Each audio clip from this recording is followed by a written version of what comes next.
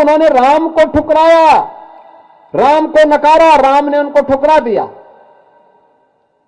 अयोध्या में राम मंदिर का निर्माण यह 1947 में भी हो सकता था, 48 में हो सकता था, 49 में हो सकता था, 50 में हो सकता था, कभी नहीं हुआ।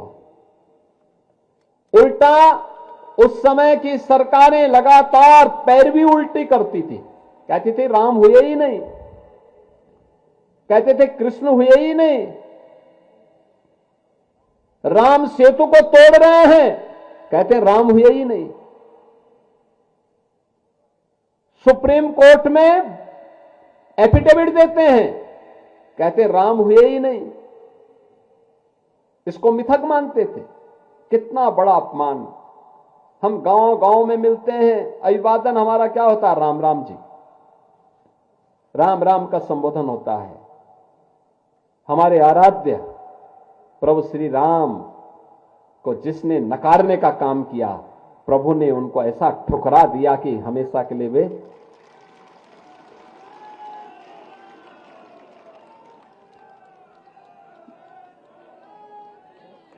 आप सोचो ना, उन्होंने राम को ठुकराया, राम को नकारा, राम ने उनको ठुकरा दिया। और आज तो राम मंदिर, आपने देखा होगा अयोध्या में राम मंदिर का निर्माण कितना भव्य तरीके से आगे बढ़ चुका है। भव्य राम मंदिर का निर्माण अयोध्या धाम में हो गया।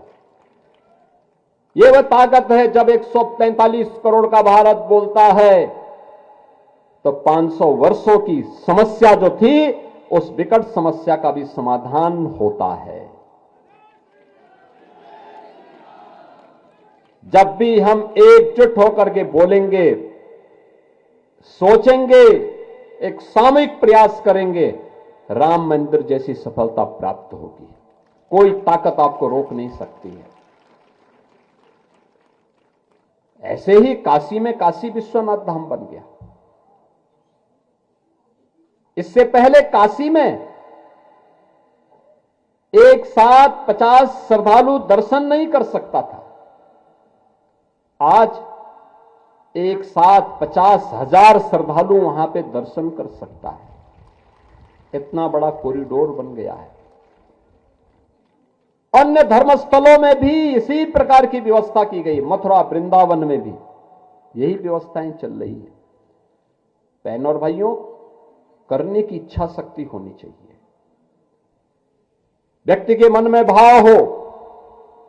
ये भारत की जो आस्था है, ये भारत की आस्था केवल एक आध्यात्मिक आस्था नहीं, यह आध्यात्मिक आस्था के साथ साथ राष्ट्र चेतना की भी एक तप्त दीप्त है, एक प्रज्वलित दीप है। यह आस्था बनी रहेगी तो भारत की राष्ट्रीयता को भी ऊर्जा प्राप्त होती रहेगी, भारत की एकता बनी रहेगी। उत्तर से लेकर दक्षिण तक, पूरब से पश्चिम तक भारत को यह आस्था जोड़ती है। यही आस्था हमारी सबसे बड़ी ताकत है। याद रखना, यह आस्था को बनाए रखने के लिए हम सबको अपनी उन कमियों को दूर करना पड़ेगा। जो कमियां हिंदू समाज को अतीत में गुलामी की ओर लेके गई थी, जातिवाद, छुआछूत और अस्पृश्यता का भाव, दहेज प्रथा, बहु विवाह, बाल विवाह, नशा, इन सब से दूर रहते हुए हमें विशुद्ध रूप से देश और धर्म के हित में सोचना है, कार्य करना है।